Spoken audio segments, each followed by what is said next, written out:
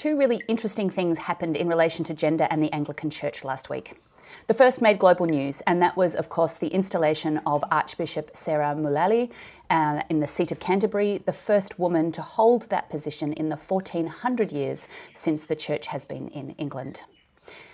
Now, like many women who are first in their field, she has already received massive resistance.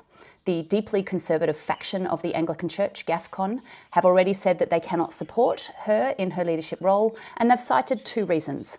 The first is that some of them don't think women should hold positions of authority, that that's not God's plan for the world. And the second is that she's been open about supporting same-gender marriage and saying that people of the same sex should have the same access to marriage as everyone else, and that is, of course, a no-no within the conservative part of the Church. Yet again, we're seeing deep division over issues of gender and sexuality dividing the Church. And that leads me to the second thing. At the University of Melbourne in the Gender Studies Department, there was a launch of a book by Dr. Rosie Clare Shorter called Complementarianism, Gender and Evangelicalism. Now, Rosie is a sociologist of religion here in Australia, and she has done in-depth interviews that traces the way complementarian theology functions within the Sydney Anglican Diocese. Now, if you've never heard this word, complementarian, it's because it was only actually invented around 1980. Complementarianism is the idea that God intended men to lead and women to submit, and these are gender-inscribed roles.